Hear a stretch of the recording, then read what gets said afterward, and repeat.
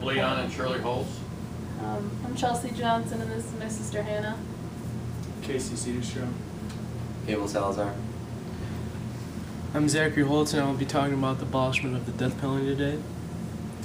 I believe the death penalty should be abolished. In 2011, there was 26 people that died on death row.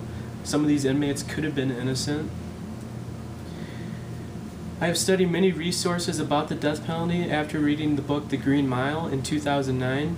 I believe the death penalty should be abolished.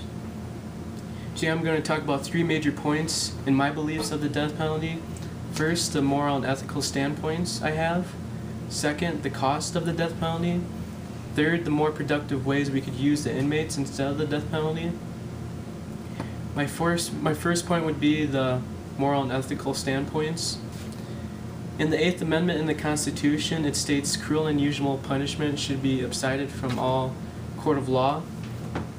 Some of the executions that they use, like the lethal injection and electrocution, could take up to several minutes for the inmate to die, which could be very cruel in some people's point of view.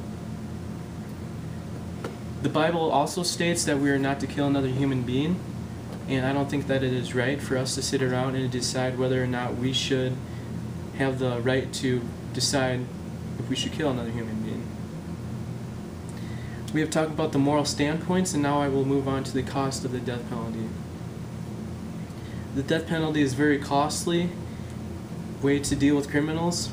For the states that still practice the death penalty, it usually costs around $750,000 to $1 million just for one execution. For these 34 states, they could find other useful ways to handle their money. Most of these states are located in the South, and they could use their money for better water quality and better education. After the cost of the death penalty, my next point will move on to the more productive ways we could use the inmates for. There are more productive methods that could be used on death row inmates. The convicts that are sentenced with life without parole could be used for drug testing. Many scientists want to use humans for new drugs they discover every day. These drugs could find cures for Alzheimer's and malaria. These inmates could also be used for many construction sites and just the state's ditch hygiene. You know, they could go around ditches and picking up garbage and stuff. In conclusion, the death penalty is moral and ethically wrong. It costs the states millions of dollars to keep the practice still going, and there could be more productive ways we could use the inmates for. Since 1973, there have been over 130 inmates that were found innocent with proof of evidence.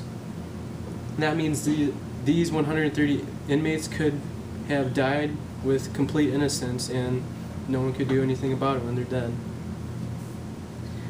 I would like to stop this, and I hope that I convinced you today about the same. I will leave you with a quote from Shakespeare, William Shakespeare: "Love all, trust few, and do wrong to none." Thank you.